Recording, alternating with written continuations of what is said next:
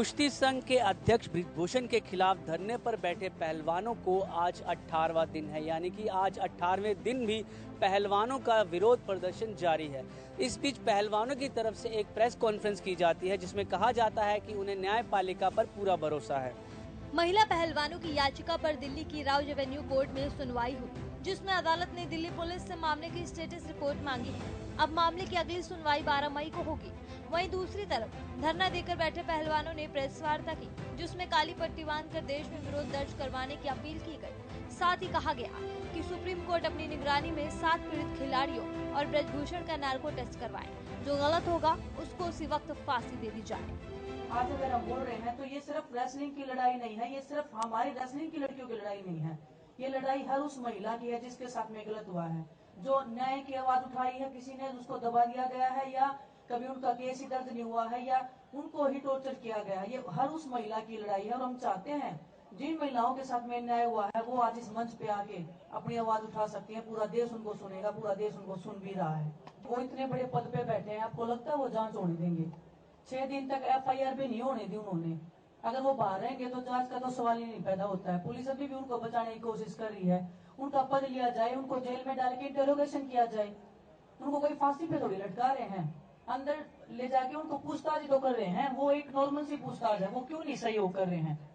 अब इस मामले पर जो अगली सुनवाई है वो 12 मई को होने, तो देखना ये दिलचस्प होगा कि इस 12 मई को आगे इस केस में क्या निकल के आता है। इस बीच बजरंग पुनिया की तरफ से सोशल मीडिया पर एक ट्वीट किया जाता है जिसमें कल यानी 11 मई को ब्लैक डे के तौर पर मनाने की अपने समर्थकों से अपील की जाती है। उन्होंने अपने समर्थकों से कहा कि काली पट्टी बांधकर सरकार के विरुद्ध अपना विरोध दर्ज करें ताकि उनकी जो बात है, उनकी आवाज़ है, वो सरकार तक जल्द पहुँचे। चंडीगढ़ में हाई पावर परचेज कमेटी की बैठक का आयोजन हुआ, जिसमें 26 एजेंडे रखे गए और 18 पर मोहर लग गई है, यानी कुल मिलाकर 275 करोड़ रुपए की खरीद को मंजूरी दी गई है। चंडीगढ़ में Haryana high power purchase committee की मीटिंग मुख्यमंत्री मनोहर लाल की अध्यक्षता में संपन्न हुई। मीटिंग में 26 एजेंडे रखे गए, जिनमें 18 एजेंडों पर मंजूरी मिली। मुख्यमंत्री मनोहर लाल ने कुल 275 करोड़ रुपए की खरीद पर मुहर लगाई। मीटिंग में की गई खरीद से सरकार को 7 करोड़ रुपए से अधिक की बचत हुई। इसके अलावा बैठक में सिंचाई के 11 एजेंडों को भी पास किया गया। पशु बीमा से जुड़े प्रस्ताव को भी बैठक में सीएम ने अपनी मंजूरी दी। हाई पावर परचेज कमेटी की एक मीटिंग लगभग 3 घंटे हमारी चली है और उसमें कुल 26 एजेंडे थे, जिसमें परचेज का भी कुछ एजेंडास थे और कुछ इंजीनियरिंग वर्क्स के भी थे। ऐसे कुल मिलाकर उसमें से 8 एजेंडे तो अभी डेफर किए गए हैं, 2 उसमें कैंसिल हैं और 6 डेफर हैं किन्हीं कारणों से, और 18 जो आज क्लियर हुए हैं उसके अंदर कुल मिलाकर 275 करोड़ रुपए का जो इस प्रकार के सारे जो कॉन्ट्रैक्ट्स थे या परचेज के जो ऑर्डर्स थे वो प्लेस किए गए हैं, जिसमें नेगोशिएशन के माध्यम से 7 करोड़ 7 लाख रुपए की आज ये बचत हुई है। ऐसे कुल मिलाकर के और मोटे रूप से उसमें इरिगेशन के लगभग 6 3 9 तो 11 तो केवल इरिगेशन के ही थे। मीटिंग में कृषि, बिजली और परिवहन विभागों की खरीद पर मंथन किया गया। मीटिंग में बिजली विभाग के मंत्री रणजीत सिंह चौटाला, परिवहन मंत्री मूलचंद शर्मा, कृषि मंत्री JP दलाल और सहकारिता विभाग के मंत्री अनूप धानक मौजूद रहे। इसके अलावा चंडीगढ़ में हुई हाई पावर परचेज कमेटी की बैठक में SYL का मुद्दा भी उठा।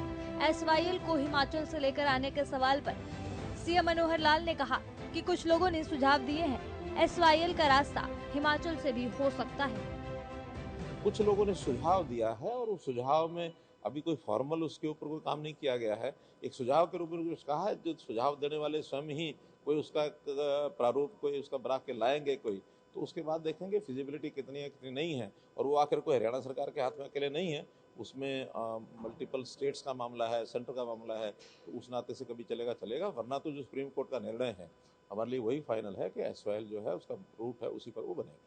सीएम मनोहर लाल की अध्यक्षता में आयोजित हुई हाई पावर परचेज कमेटी की बैठक में बड़े मुद्दों पर विस्तार से मंथन किया गया। इस मीटिंग में कई मंत्रियों के साथ अलग अलग विभागों के अधिकारी भी मौजूद रहे। प्रधानमंत्री नरेंद्र मोदी राजस्थान पहुंचे। इस दौरान उन्होंने राजस्थान के आबू रोड में जनसभा को संबोधित किया। अपने संबोधन में उन्होंने कांग्रेस को आड़े हाथों लिया। इस रिपोर्ट में देखिए कि आखिर उन्होंने क्या कहा। प्रधानमंत्री नरेंद्र मोदी ने राजस्थान के आबू रोड में आयोजित जनसभा को संबोधित किया। इस दौरान उन्होंने कहा कि देश का सबसे बड़ा फ्रॉड और जबरदस्त धोखा जनता की भावनाओं पर और उनके जीवन पर 50 साल पहले हुआ। इतना ही नहीं, पीएम मोदी ने कांग्रेस के गरीबी हटाओ के नारे को देश का सबसे बड़ा घोटाला बताया। भारत के इतिहास में एक और बड़ा घोटाला, एक और बड़ा फ्रॉड, एक और जबरदस्त धोखा जनता के भावनाओं पर, उनके जीवन पर 50 साल पहले हुआ था। और मैं याद दिलाना चाहता हूं, ये फ्रॉड था कांग्रेस द्वारा 50 साल पहले देश में गरीबी हटाने की गारंटी। अपने संबोधन में पीएम मोदी ने आगे कहा, कांग्रेस द्वारा 50 साल पहले देश में गरीबी हटाने की गारंटी सबसे बड़ा फ्रॉड और घोटाला था। इसमें कांग्रेस और उसके नेता धन्य हो जाते और देश का नागरिक गरीब हो जाता। कांग्रेस की इसी फ्रॉड के कारण देश के लाखों गांव सड़क संपर्क से वंचित थे। देश के कई राज्यों में विधानसभा चुनाव होने हैं, जिसमें राजस्थान भी शामिल है। ऐसे में बड़े नेताओं की ओर से वार पलटवार, टीका टिप्पणी का दौर जारी है, जिसका नतीजा आने वाले चुनाव पर देखने को मिल सकता है। में जगह जगह टूटी सड़कें और खस्ता हाल सड़कों की वजह से दुकानदार और आम जन पूरी तरह से परेशान है। लगातार प्रशासन से वो गुहार भी लगा चुके हैं, लेकिन उनकी जो समस्या है जो की त्यों बनी हुई है। झज्जर में प्रशासन भले ही करोड़ों रुपए खर्च करके सड़कों को गड्ढा मुक्त रखने का दावा करता हो, लेकिन ये दावे फेल साबित हो रहे हैं। यहाँ की मेन सड़कों की खस्ता हालत से आम जन काफी परेशान है। जगह जगह गड्ढे हैं, जिसकी वजह से आने जाने वाले राहगीरों को काफी परेशानियों का सामना करना पड़ रहा है। साथ ही यहाँ के दुकानदार काफी परेशान हैं। दुकानदारों का कहना है कि सड़कें टूटी होने की वजह से हमारी दुकानदारी में खासा असर हो रहा है। उन्होंने सरकार से अपील करते हुए कहा कि उनकी समस्या का समाधान जल्द से जल्द किया जाए। इसकी परेशानी बहुत हो रही है, हमें आने जाने का रास्ता ही नहीं है। कस्टमर भी बहुत परेशान है, हम उससे भी परेशान है और आने जाने बहुत से परेशान हो चुके हैं। इसको कहीं कोशिश हो सके तो इसको करवा दो जल्दी। समस्या ये पूरा महीना चला गया और अभी भी पता नहीं कितना लग जाएगा, 6 महीने लगे या कितना टाइम लगेगा पता नहीं। बहुत प्रॉब्लम है हमें तो। आपको बता दें कि गड्ढे और टूटी सड़क होने की वजह से गंदा पानी भर जाता है, जिससे लोगों को काफी परेशानी हो रही है, जिसको लेकर लोगों ने कई बार शिकायत भी की है, लेकिन उसके बावजूद भी इसका समाधान नहीं हो पा रहा है। रोड की समस्या जबरदस्त समस्या बड़ी हुई है ये, और सारे दुकानदार परेशान है, आने जाने वाले परेशान है। रोज आए दिन रिक्शा पलटती है, आए दिन ये रिक्शा पलटती है और आए दिन मोटरसाइकिल पड़ती है, या मरने से आदमी बचता है, कभी कोई को हादसा हो जाएगा और सारा बुरा हाल है। ये सारा कूड़ा उड़ के सारा दुकानों में बढ़ता है। अब देखना होगा कि प्रशासनिक अधिकारी अब उनकी सूद लेंगे या नहीं। यमुनानगर में व्हाट्सएप ग्रुप के जरिए अधिकारियों की रेकी हो रही है। कई जिलों के आरटीए से लेकर खनन विभाग से जुड़े अधिकारियों को व्हाट्सएप ग्रुप के जरिए ट्रैक किया जा रहा है। यमुनानगर में सोशल मीडिया के जरिए अधिकारियों की रेकी करने का काम रुकने का नाम नहीं ले रहा। भले ही कई बार पुलिस और सीएम फ्लाइंग की टीम ने ऐसा करने वालों के खिलाफ कार्रवाई की हो, लेकिन अवैध खनन और ओवरलोडिंग जैसी गतिविधियों को अंजाम देने वाले माफिया बाज नहीं आ रहे। हालांकि जिला पुलिस अधीक्षक ने सख्ती दिखाते हुए कहा कि ऐसे लोगों को कतई बख्शा नहीं जाएगा। कार्यों को ढांपा जाए तो कुछ व्यक्ति जो मौके पे गिरफ्तार हुए थे और बाकी भी जो व्यक्ति हैं उनका व्हाट्सएप ग्रुप, एडमिन और जो टेक्निकल हमें सर्विस प्रोवाइडर से इंफॉर्मेशन चाहिए वो भी ली जाएगी। हो सकता है कुछ केसेस में वो इन्फॉर्मेशन आने में समय लगे, बट निश्चित रूप से इसकी तय में जाया जाएगा और जो इस प्रकार का काम कर रहे हैं, सरकार के राजस्व को हानि पहुंचा रहे हैं, उनको निश्चित रूप से उन पर नियमानुसार कार्रवाई की जाएगी। वहीं एंटी करप्शन सोसाइटी के अध्यक्ष और काफी समय से अवैध खनन और ओवरलोडिंग के खिलाफ आवाज उठा रहे जटलाना क्षेत्र निवासी एडवोकेट वरियाम सिंह का कहना है कि सरकार ने यदि जल्द ही ऐसी गतिविधियों पर रोक लगाने के लिए कोई सख्त एक्शन नहीं लिया तो खनन माफिया क्षेत्र की दशा ही बदल कर रख देगा। उन्होंने कहा कि रोजाना हजारों ओवरलोड गाड़ियां सड़कों पर निकल रही हैं, जिस तरह से रैकी ग्रुप्स क्रिया है और जिस तरह से प्रशासनिक अधिकारियों की रैकी की जाती है और किस तरह से अवैध खनन और ओवरलोड का खेल ये रैकी ग्रुप व्हाट्सएप ग्रुप संचालक कर रहे हैं। और देखिएगा, अगर समय रहते हरियाणा सरकार और हमारे प्रशासन द्वारा इन रैकी ग्रुप्स पर, इन व्हाट्सएप ग्रुप्स पर कानूनी कार्रवाई का शिकंजा सख्ती से ना कसा गया और सख्त प्रहार ना किया गया, तो आने वाले समय में जो हालात हैं गुंथला जठराना क्षेत्र के और जिला यमुनानगर के और हरियाणा के, तो ये और भी गंभीर होंगे। रेकी करने वालों के खिलाफ करीब 2 महीने पहले सीएम फ्लाइंग ने एक्शन लिया था, लेकिन इसके बावजूद इस तरह के व्हाट्सएप ग्रुप सक्रिय हैं और ये लोग सीधा सीधा सरकार को राजस्व का चूना लगाने का काम कर रहे हैं। हरियाणा पुलिस भर्ती मामले में हेराफेरी हुई थी, जिसमें महेंद्रगढ़ पुलिस को बड़ी कामयाबी हाथ लगी है। इस मामले में अब तक 32 लोगों को गिरफ्तार किया गया है। राजस्थान में चल रही एक एकेडमी के द्वारा पुलिस में भर्ती को लेकर युवाओं से मोटा पैसा लेकर उन्हें भर्ती करवाने के नाम पर पैसा वसूला जाता था। इस मामले में पुलिस ने त्वरित कार्रवाई करते हुए 32 लोगों को गिरफ्तार किया है।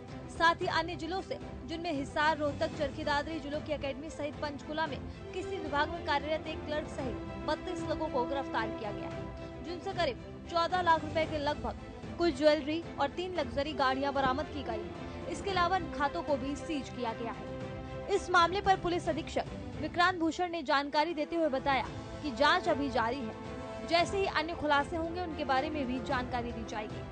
मामला ये है कि जो हरियाणा पुलिस भर्ती का एग्जाम हुआ था 2021 में कांस्टेबल पद के लिए, उसमें सुलझनवास के 4 व्यक्तियों से नरेश सिगड़ा द्वारा पैसे लिए गए थे। इनके अन्य साथी जिनकी कमीशन थी अगर भर्ती हो जाए, उनको गिरफ्तार किया गया है। जो एकेडमी संचालक थे, जो कि काम करते थे कि भर्ती के पैसे लेना और लैब ओनर्स के साथ सेटिंग करवा के हैकिंग के थ्रू या सीटर्स के थ्रू एग्जाम दिलवाना, उसमें हमने टोटल 32 लोगों को गिरफ्तार किया है। इसमें जो एक बात सामने आई थी, हमारे सामने तफ्तीश आई के दौरान एक तथ्य सामने आया था कि बायोमेट्रिक चेंज करवाने के लिए पैसे लिए गए हैं। वो डीसी ऑफिस पंचकुला में क्लर्क के पद में था, नितिन यादव, उसको भी हमने गिरफ्तार कर लिया पुलिस रिमांड में, और जो भी आगे इंटेरोगेशन में फैक्ट्स आएंगे आपके साथ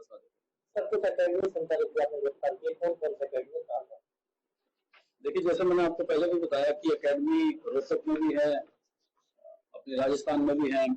जैसे नरेश खुद एक एकेडमी चलाता था, अनिल भास्कर, जेपी नारायण, तो इनकी एकेडमी भास्कर एकेडमी रोहतक है, गुरुकुल एकेडमी चरखी दादरी है, शिकावती एकेडमी बुहाना राजस्थान में है, यूएसए एकेडमी पचेरी में है।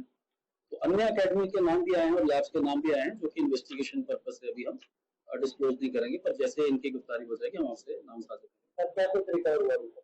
देखिए, इनसे जो रिकवरी हुई है वो 13.5 लाख कैश रिकवरी हुई है, 3 गाड़ियां तकरीबन 50 लाख के करीब। लंबे समय के बाद इस मामले में 32 लोगों को तो गिरफ्तार किया गया है, लेकिन अभी भी कुछ गिरफ्तारियां बाकी है। अब देखना होगा कि बाकी लोगों की गिरफ्तारियां कब तक हो पाती है। यमुनानगर एक निजी एकेडमी में क्रिकेटर व कांग्रेस नेता नवजोत सिंह सिद्धू ने क्रिकेट और फुटबॉल के बच्चों से मुलाकात की। इस दौरान उन्होंने बच्चों को कामयाबी के टिप्स दिए। हरियाणा में पढ़ाई के साथ साथ खेलकूद में भी बच्चे आगे हैं। इसी को लेकर कांग्रेस नेता नवजोत सिंह सिद्धू यमुनानगर पहुंचे, जहां एक निजी एकेडमी में उन्होंने क्रिकेट और फुटबॉल के खिलाड़ियों से मुलाकात की और उन्हें कामयाबी के लिए टिप्स दिए। इस दौरान उन्होंने कहा कि दुनिया में 2 चीजें ऐसी हैं जो बांटने से बढ़ती हैं, एक प्यार और दूसरा ज्ञान। इंसान अपना मुकद्दर खुद बनाता है मेहनत से, और इन्हें एक मूल मंत्र मैंने दिया है कि सक्सेस तभी आती है जब आप अपनी किसी भी अंडरटेकिंग को एंजॉय करते हैं। जहाँ वो बोझ बना नहीं, आप सक्सेसफुल नहीं हो सकते। नंबर 2, आपको एक ही आइडिया में पूरी तरह से, जिसे कहते हैं ना, live one idea, breathe one idea, sleep one idea, talk one idea. That idea should be like a tidal wave which engulfs every pore in your body and every pore in your body sings that idea. मतलब एक तमन्ना सिर्फ सपने देखने से कुछ नहीं होता। उन्हें पंख लगाने के लिए, अरमानों को पंख लगाने के लिए एक जुनून होना चाहिए। वहीं बच्चे अपने बीच नवजोत सिंह सिद्धू को पाकर काफी उत्साहित नजर आए। इस दौरान बच्चों ने क्या कुछ कहा वो आप सुनिए। बहुत अच्छा लगा, उन्होंने बताया कि कैसे क्रिकेट खेलना है। मैं भी नवजोत सिंह सिद्धू जैसे बनना चाहता हूँ, इंडियन टीम में जाना चाहता हूँ, अच्छा क्रिकेटर बनना चाहता हूँ। आज उन्होंने बताया कि मतलब कैसे दिल खोल के खेलना है और डरना नहीं बॉल से अगर आ रही है। इस मौके पर स्कूल के स्पोर्ट्स के एचओडी बलविंदर सिंह ने बताया कि किस तरह से बच्चों को अपने अपने फील्ड में कामयाब होना चाहिए। स्कूल उन्होंने क्रिकेट एकेडमी के लिए, वैसे बाकी फुटबॉल की एकेडमी, हमारे उसकी बैडमिंटन की एकेडमी, उन बच्चों को मोटिवेट किया रिगार्डिंग स्पोर्ट्स के जो टिप्स हैं जो आजकल रिसेंटली टेक्निक एंड स्ट्रेटजी चल रही है उनके बारे में बच्चों को अवेयर किया। और जैसे उनको अपने कुछ व्यूज़ अपनी हिस्ट्री में शेयर किया कि बच्चों को कि जो स्पोर्ट्स है वो है कि जब आप पूरे उसमें डाइवर्ट हो जाओगे तभी आपको कुछ ना कुछ हासिल होगा। ये नहीं कि आप अकेडमी में भी जाओ और आप स्पोर्ट्स में भी जाओ। अगर स्पोर्ट्स में जाना है तो वन टाइम जाओ और पूरे दिल से जाओ। तो ये टिप्स उन्होंने दिए हैं, अपनी लाइफ के जो एक्सपीरियंस है वो बच्चों के साथ शेयर किए हैं। आपको बता दें कि बच्चे अपने बीच नवजोत सिंह सिद्धू को पाकर काफ़ी खुश हुए। वहीं नवजोत सिंह सिद्धू ने बच्चों के क्रिकेट बैट पकड़कर उस पर हस्ताक्षर किए और साथ ही उनके अंदर क्रिकेट के अंदर जो है जुनून पैदा करने का आह्वान किया। हरियाणा के कुरुक्षेत्र नेशनल हाईवे पर गांव खानपुर कोलिया के पास यमुनानगर पुलिस एक अपराधी को लेकर जा रही थी, जहां उनकी पुलिस की गाड़ी एक ट्रक के साथ टकरा गई और जिसमें 5 पुलिसकर्मी घायल हो गए। कुरुक्षेत्र में नेशनल हाईवे पर खानपुर कोलिया के पास सड़क हादसा हुआ। यहां मुजरिम को लेकर जा रही यमुनानगर पुलिस की गाड़ी एक ट्रक से टकरा गई। इस हादसे में 5 पुलिसकर्मी जख्मी हो गए, जिनको इलाज के लिए अस्पताल में भर्ती करवाया गया है। हालांकि मुजरिम को इस गाड़ी के पीछे आ रही पुलिस की दूसरी गाड़ी से यमुनानगर भेज दिया गया। फिलहाल पुलिस मामले की जांच में जुटी है। एक ये प्रवीण कुमार है, हार्डकोर क्रिमिनल। ये अपने यमुनानगर जेल में बंद था और आज यमुनानगर वाले मुलाजिम इसको सोनीपत कोर्ट में पेश करके वापस आ रहे थे। तो वापसी में ये खानपुर कोलिया के आसपास एक्सीडेंट हुआ है। तो चोट लगी इसको एक मुलाजिम है सतपाल, उसको थोड़ी सी चोट लगी है और जो मुलजिम है उसको भी चोट लगी। तो सर क्या इनको रेफर किया जा रहा है पीजीआई के? हाँ, दोनों को रेफर किया जा रहा है। हाँ जी, पीजीआई के। तो ज़्यादा गंभीर चोट बताई जा रही है? नहीं, वो अभी तो आगे हायर अथॉरिटी में जाने के बाद पता लगेगा। जानकारी के मुताबिक यमुनानगर पुलिस की 2 गाड़ी एक मुजरिम को सोनीपत कोर्ट में पेश करने के लिए गई थी। मुजरिम को पेश करने के बाद वापस यमुनानगर लौट रही थी। पुलिस टीम खानपुर रखोलिया के नजदीक पहुंची थी तो उसके आगे एक ट्रक धीरे धीरे चल रहा था। अचानक से ट्रक रुक गया और पुलिस की गाड़ी ट्रक से टकरा गई। फिलहाल पुलिस कर्मियों को अस्पताल में दाखिल करवा दिया गया है और पुलिस मामले की जांच कर रही है। जांच के बाद पता लगेगा कि किन कारणों के साथ ये हादसा हुआ था। यमुनानगर में एंटी नारकोटिक सेल का एक्शन लगातार जारी है। इसी कड़ी में सदर पुलिस के साथ एंटी नारकोटिक सेल की टीम ने साझा कार्रवाई करते हुए शादीपुर मदरसे के पास एक दंपत्ति के घर में रेड की। रेड के दौरान यहां से 311 ग्राम स्मैक मिली है। यमुनानगर में एंटी नारकोटिक्स सेल और पुलिस के हाथ बड़ी सफलता लगी है। संयुक्त टीम ने शादीपुर में मदरसे के पास एक दंपति के घर में छापेमार कार्रवाई करते हुए 311 ग्राम स्मैक बरामद की, जिसकी कीमत करीब 15 लाख रुपए बताई जा रही है। वहीं रेड के दौरान दंपति मौके से फरार होने में कामयाब रहा। फिलहाल पुलिस ने आरोपियों के खिलाफ मामला दर्ज कर आगे की जांच शुरू कर दी है। मैं यहाँ पे आया, मेरे सामने यहाँ पे पूरी टीम थी प्रमोद वालिया जी की एंटी नारकोटिक वाली, और मेरे सामने तलाशी वगैरह ली, डॉग स्क्वाड वगैरह थे। तो यहाँ से जो भी माल बरामद हुआ वो उनके सामने ही है, आपने देखा ही है जो भी है। मैं तो एक यहाँ का मतलब कि चुनिंदा पार्षद हूँ, तो इस करके मेरे को मौके पे यहाँ पे आना पड़ा। देखो जो हमारे एसपी साहब है बहुत अच्छा काम कर रहे हैं, सरकार भी बहुत अच्छा काम कर रही है। इस जो ये मतलब स्मैक का काम हो रहा है यहाँ पे, इसको बंद करवाने के लिए बड़े अच्छे कदम उठा रहे हैं और हमारी पुलिस प्रशासन पूरा साथ दे रही है। लेकिन आसपास एरिया में जैसे अब पूरी तरह तो नहीं हम कह सकते भी बंद हो पाएगा, लेकिन हम एक मैसेज इसके थ्रू अच्छा जाता है कि जो आज ये इतनी बड़ी कार्रवाई हुई है तो इन लोगों के भी कान खड़े हो जाएंगे। और मैं तो इनको भी एक संदेश देना चाहता हूँ, अगर कहीं भी इस तरह की आपके सामने एरिया में कहीं स्मैक बिकती हो तो आप हमें जरूर बताएं, हम उस पर जरूर कार्रवाई करवाएं। आपको बता दें कि पहले भी नारकोटिक्स सेल की टीम ने कार्रवाई करते हुए करीब 20 लाख की कीमत की हेरोइन के साथ एक तस्कर को गिरफ्तार किया था। नशे के कारोबार पर लगाम लगाने के लिए लगातार नशा तस्करों की धरपकड़ की जा रही है। अब इस मामले में देखना होगा कि ये दंपत्ति को कब तक पुलिस पकड़ पाती है और इनके खिलाफ क्या कार्रवाई होती है। यमुनानगर थाना शहर पुलिस ने पंजाब के बरनाला से अपहरण हुए 7 साल के मासूम बच्चे का रेस्क्यू कर लिया है। दरअसल दुकान पर काम करने वाले नौकर ने ही बच्चे का अपहरण किया था। जिस युवक को दुकान पर रखा और काम भी दिया, उसी नौकर की 2 माह की सैलरी रोकने पर दुकान के मालिक के बच्चे का ही अपहरण कर लिया। मामला पंजाब के बरनाला का है। यहाँ के रहने वाले एक 7 साल के मासूम को दुकान पर काम करने वाले नौकर ने अपहरण कर लिया और बच्चे को छुपाता हुआ बरनाला से यमुनानगर ले आया। हालांकि यहाँ से वो बच्चे को अपने साथ बिहार लेकर जाने वाला था, लेकिन इस बीच आरोपी ने फोन पर मालिक से पैसे देकर बच्चे को वापस ले जाने की बात कही। दोपहर को सूचना मिली थी कि एक 7 साल का बच्चा है जिसको पंजाब से अकबर नाम का एक आरोपी किडनैप करके ले आए और रेलवे स्टेशन यमुनानगर पे वो ट्रेन के इंतज़ार में बैठा है। तो हमको रेस्क्यू किया, अकबर को भी और उस बच्चे को भी हमने अपने पास ले लिया अपने कब्जे में। तो पता चला कि वो उसको बरनाला पंजाब से किडनैप करके लाया था, जिसके संबंध में हमने पंजाब पुलिस से संपर्क किया। पंजाब पुलिस ने उसके बच्चे के अपहरण के बारे में मामला दर्ज किया हुआ है, जो पंजाब पुलिस उस बच्चे को लेने के लिए हमारे पास आ रही है। उसके वेतन ना देने के कारण उसके बच्चे को किडनैप किया। बच्चे ने यही बताया कि वो उसको ब्रेड देने के बहाने लेके आया और उसको ट्रेन में लेके यहाँ आ गया। फोन काटते ही बच्चे के परिजनों ने इस मामले की जानकारी बरनाला पुलिस को दी और बरनाला पुलिस ने तुरंत ये जानकारी यमुनानगर पुलिस को दी, जिस पर पुलिस ने तुरंत कार्रवाई करते हुए रेलवे स्टेशन के पास से ही आरोपी और बच्चे को कब्जे में ले लिया। वहीं बच्चे को पुलिस ने चाइल्ड हेल्पलाइन के हवाले कर दिया। यहाँ बच्चे की देखरेख की जा रही है।